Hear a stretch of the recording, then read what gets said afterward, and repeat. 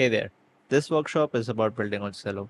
In this workshop, I will talk about the different technologies that are available on Celo that you can use to build your projects. I will also share some resources that might help you and also talk about the bounties for the hackathon. At Celo, we are building with purpose and we are building for billions. We want to unlock the digital economy for billions of people worldwide with Celo. Celo is a EVM compatible L1 and we are soon going to be an L2 based on OP stack. We're built for ease of use. We are mobile focused. Gas is payable by tokens, meaning that you can use ERC20 tokens to pay for gas even if you don't have the native currency Celo. And this is possible with EOS as well, which means no paymasters are required. Celo is carbon negative. Recently, there was a hard fork, due to which all the transaction fees that are paid for the transactions are redirected to an address acts as a carbon negative fund, which funds projects in the carbon negative space. This is an overview of the Celo ecosystem. You can find a lot of familiar names here.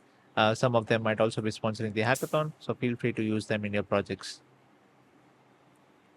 As I mentioned, Celo is going to be an L2, and this is the overview of the roadmap. Celo rollup. We are planning to roll out the Celo rollup, the data availability layer, the decentralized sequencer, the testnet, and then the mainnet. You can follow up on this by having a look at the forum, which is at forum.celo.org. We also do Twitter Spaces on the Celo handle. We bring in folks from the industry and talk about L2s with them. MiniPay is a wallet which is integrated inside the Opera Mini browser. It's focused on stablecoins and it's very affordable and it's built on Celo. So all the transactions are affordable, very fast, and it's designed for Web3 access. The wallet is designed in such a way that people who don't have much information or knowledge about Web3 can also use the wallet because it acts like a Venmo wallet. Why you should be building on MiniPay? MiniPay has a massive user base. It boasts over 80 million plus active users and provides a vast potential audience for your tap. Imagine your tap is live in an app which is already installed by 80 million users. Seamless user access. MiniPay's integration with Opera Mini browser streamlines the onboarding, right? Anybody who has the Opera Mini browser has a MiniPay wallet with them. And along with that comes your apps as well. Reduce customer acquisition cost because you don't have to make your customers install any new apps because they already have it in the phone, which means they can get started using your taps inside MiniPay right when you go live inside MiniPay. And over 10K new users are added to MiniPay every day, which could potentially be your users as well, which is why you should be building on MiniPay. MiniPay has already crossed 2 million users and on its way to like 3 million now. So let's now talk about how to build on MiniPay. To quickly start building on Celo and on MiniPay, you can use Celo Composer. Celo Composer is a CLI tool which lets you initialize your project and it also includes a template for MiniPay. So we're going to use Celo Composer in this video to initialize a MiniPay project. To start working with Celo Composer, we need to install Celo Composer as a global package. So we're gonna use this command to install Celo Composer. Once you're done installing Celo Composer, we can use the npx command to use the MiniPay template. Create, and the template we want to create is MiniPay. Now all we have to do is give it a name. So I'm going to give it a name called ETHGlobal Demo. And that's it. Now we can go into the folder and install package using yarn. This will install all the dependencies of the project. Once the packages are installed, we can run the project. So we can use the command yarn run react app dev. Before I run the command, I would want to show you. So So if you open up the project, you'll see that it's a monorepo. If you open up the packages folder, you'll see that there are two folders, React App and Hard Hat. Hard Hat is for all your contracts that you would use in your app. Um, you can go inside that later. React App is a Next.js app with the pages router um, and some code related to uh, some initial functions that we have created for you here. So now let's run the project. So if you go to package.json, you will see that from the top level of the project, we can use these commands to run the React app.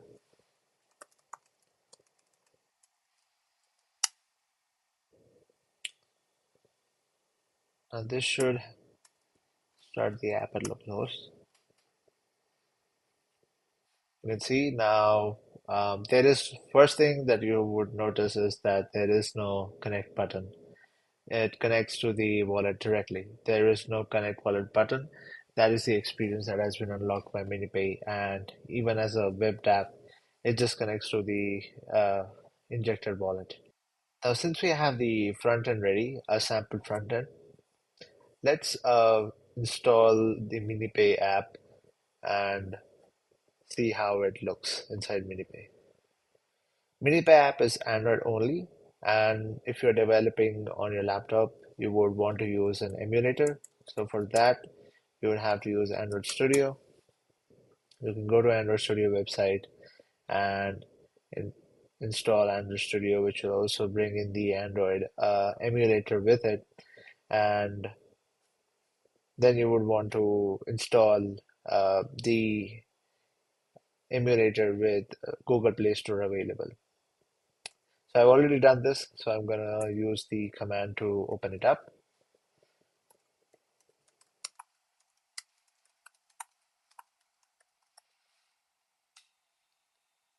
So this command basically starts the Android emulator. The one which I have is Pixel 4. Once the Android emulator is up, now we need to install the MiniPay app. But MiniPay app is actually not a standalone app. So we need to download the Opera Mini Beta browser, and then we can get access to MiniPay. So for the instructions for that, you can go to docs.celo.org. You can click on Developers, Build on MiniPay, and Overview.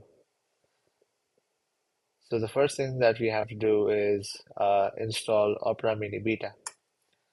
So we can go to Play Store and we can download Opera Mini Beta. Once the Opera Mini Beta browser is downloaded, you can open it up. Once the app is up, we can copy the link to access MiniPay. So we copy the link and then we can visit that link here in Opera Mini Beta.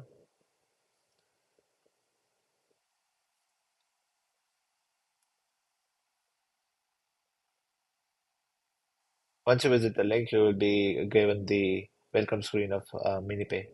And click on Next and see all the features of MiniPay. And now you can sign in with Google.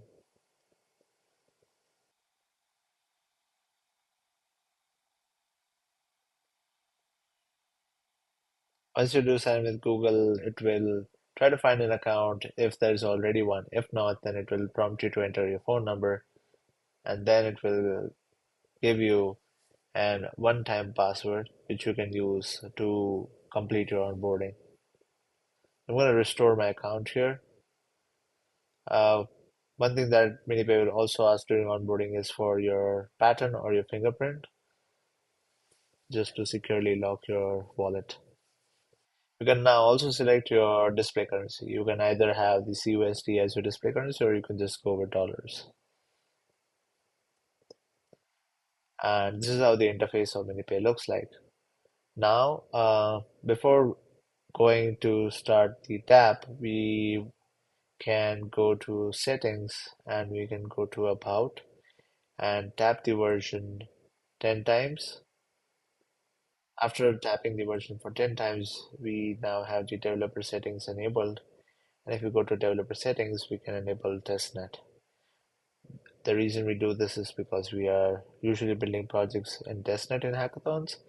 So this is how you enable the developer settings. Now what we can do is now we can go to the explore button here. We can go to the last app in the explore section called site tester. Now the site tester can open any URL belonging to a Web3 app inside the MiniPay wallet, and it will inject the wallet into that app. So right now we have our project running on localhost. How do we get the project on a link which can be accessed via the site tester? For this, we will need an ngrok. Ngrok will basically allow us to share our localhost via a link. So you can follow the instructions to install ngrok, and once you're done with ngrok installation, um, you can run the following command to share your localhost with MiniPay app.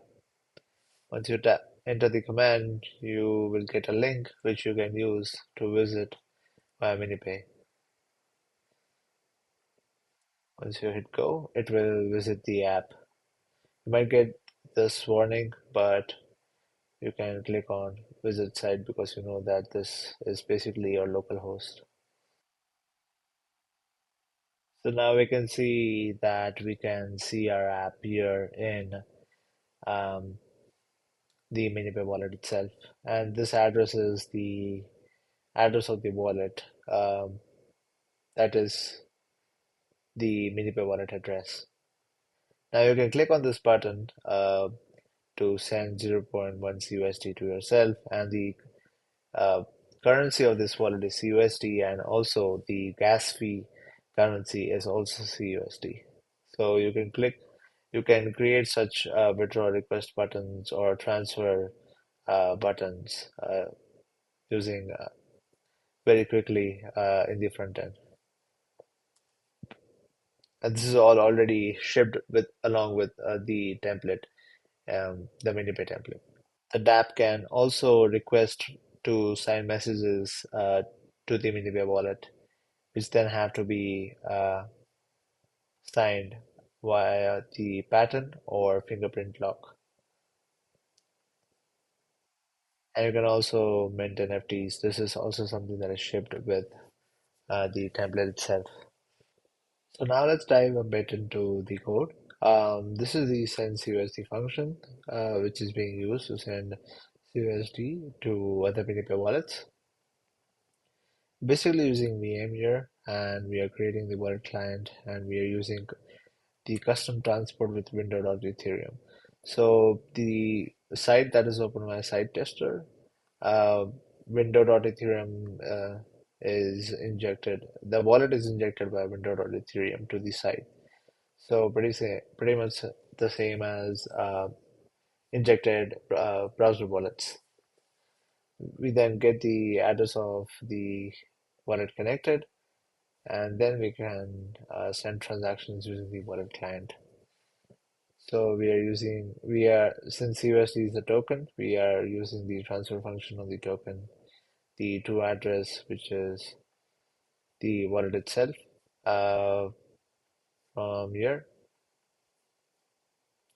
but that can be changed by you, and the amount in Wave, which is the amount to transfer. This will give us a transaction hash.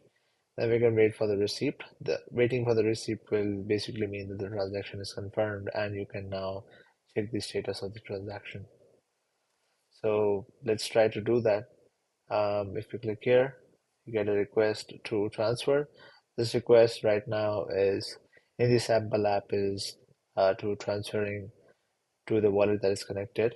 So it's the wallet is sending. This is a request to send 0.1 USD to yourselves. Um, every time there is a use of a private key, you will have to use the pattern or the passcode of your lock screen. Once the transaction is completed, you can see the transaction hash here. So this is how you can you can build the app quickly. Using Celo Composer, you can quickly initialize a MiniPay app and use it inside MiniPay. Um, we also have a lot of code snippets that you can use to quickly uh, iterate over your app. If you go to Build on MiniPay and code library, depending on the library that you're using. For Celo Composer, we are using Yarn and VM, so we can keep the tabs as is. And then, let's say if you want to check CUSD balance of an address, then the code is already here. All you have to do is just copy paste it, and you will be able to quickly and easily check CUSD balance of an account. If you want to quickly check if a transaction succeeded or not, then you can use this. We are already using this in the current example where we get the receipt. The only extra step is checking the status of the receipt. If it's success, then the transaction was successful. Maybe in some case you want to estimate gas for a transaction, and you want to estimate that in the Celo token and not CUSD, then this is how you would do it. However, this is something that you might not come across because the main currency of Winnipeg is USD. So, in case you want to do gas estimation in CUSD, this would mean um, this would be used in a case where, let's say, you have a field where the user can enter an amount of CUSD that they want to transfer or swap or something like that. When they click the max button, you can calculate the gas that will be required for the transaction and subtract that from the value that the user already has in order to give them the real max value that they can use in their wallet. Because when they perform the transaction, a small part of that CUSD is going to be used to pay for the gas of the transaction. And this is where you would use this code to estimate the gas to find out how much value needs to be deducted from the total value the user holds. This is the gas price in CUSD. Um, Again, this is related to the gas part to figure out how much fees will the transaction cost. And we have all, the entire two code snippets combined here. And this is how you will be able to basically estimate the proper amount of tokens the user has access to um, after they can do the transaction with USD. Um, Your dApp can also use MiniPay phone numbers to resolve to addresses. So this is the code to resolve, basically take a phone number and get the MiniPay wallet address. Um, so for example, the MiniPay wallet is built with UX in mind. So people are you people in MiniPay would expect to just use phone numbers and not actually EVM addresses. And this is why if the dApp inside MiniPay also leverages this technology, then the experience is pretty seamless because the person who is using the app probably does not have any clue of EVM addresses. So better to avoid it. And this is where this code can be used in order to take in the phone number from a user, which could be their own number or someone else's number, and then resolve to address. And this can be powerful because the experience will be very seamless. So that is pretty much it about the building on MiniPay. Um, so to conclude, um, MiniPay dApps are pretty much web dApps, but they have some special features like the wallet gets connected. There is no connect wallet button. Um, the process of signing the transaction is very simple, um, and the wallet itself is built for user experience, which means there is no involvement of EVM addresses, or at least in the front end there is none, which is why we would expect that you can build a app which also leverages the same technology and keeps the user experience simple for them. Next up, we will look at some ideas that you can build on MiniPay. Some ideas and use cases: you can build apps in personal finance space, you can build stablecoin yield apps, you can build apps for merchants, B2B. Right now, there are not many apps inside MiniPay which can enable accepting payments from others. You can build gift card coupon apps. You can build billing apps inside MiniPay, and you can also build a micro work marketplace. None of these apps actually exist right now inside MiniPay, which is why there's an opportunity to build one. The second technology that I might want to introduce is the ERC20 fee currencies, which I briefly mentioned before. This is a screenshot from the Celo Scan Explorer, and as you can see, that the gas fees can be paid in ERC20, which means tokens like USDC and USDT can also be used to pay for gas. Currently, you can use the Celo dollar, Celo euro, Celo real, USDC, and USDT as tokens to be used as gas in your dApps. Imagine you have a user who is onboarded using USDC and they don't have any Celo in their account. They can start using their USDC without acquiring any Celo from any exchange uh, and just start using Celo, right? The Celo blockchain, because they can pay for gas in USDC. Same goes for USDT as well. How to use it? So this is the basic transaction object where we have the basic fields, which is the from, the transaction sender, the to, which is the contract or the address that might be receiving some tokens, the data, which is the information about which function to call, and the arguments. But here we have an extra field called fee currency. This is the field that enables paying for gas in ERC20 tokens. In the fee currency field, you mention the token address that you want to use to pay for gas, right? So if you specify the USDC address, then you will be able to pay for gas using USDC. And if you specify other token address which are whitelisted, then you will be able to pay for gas using those tokens as well. We have a guide in docs, and I also have a small codes demo to show you. So let's switch to that. Here I have a sample Next.js app ready to show you how fee currencies work. And if you are familiar with using the VM library, which I highly recommend for using, because VM is the only library that supports fee currencies right now on Celo, you'll see that there is this function called send transaction. When you specify the to address, you have the data field where you encode the function call. You specify the chain, which can be Cell Alpha Horus for testnet and Celo for mainnet, and then you specify fee currency. Here I have inputted the address for stable token. If I go there, what we do here in this project is that if the environment is testnet, then the address for the stable token is different. And if the environment is mainnet, then the address is different. So based on whether your Next.js project environment is testnet or mainnet, the respective addresses will be used. That's the only thing that you need to add. You will be using the rest of the code anyways to transact on Celo. You only need to add one field, which is called fee currency, and input the token address here. And then I have this sample demo app here, open MiniPay, which can be used. So for example, if I click on send one USDC here, it will trigger this function where I'll be sending one USDC. And if I hit send,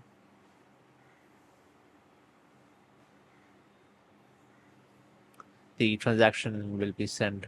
Um, let's wait for it and check on the Explorer or to see which fee currency was actually used. So here I have the address here open. You can see 9 seconds ago. If I click here, you can see that CUSD was actually used for paying gas. All the hackathon resources are available here at the single link. If you scan this QR code, you'll be able to access the slides and also resources and links to the different parts of the documentation that might help you during the hackathon. We know you will need faucets as well, which is why you can access faucet.celo.org for testnet tokens like Celo, CUSD, CUEuro, etc. And if you want USDC, you can go to faucet.circle.com and select Celo Alpha Joris there. We can also fulfill large testnet token requests. Feel free to come to our booth and request it. Talking about the bounties, best mobile app, first place gets 3,500 USDC, second place gets 2,500 USDC, third place gets 1,500 USDC. By best mobile app, we mean that you have to build an app. It could be a web app or it could be a mobile app, which has to be responsive and it should be accessible via MiniPay. Best use of stable gas currency, wherein your app is able to leverage the technology of paying gas with ERC20 tokens. If first place gets 1,500 USDC and second place gets 1,000 USDC.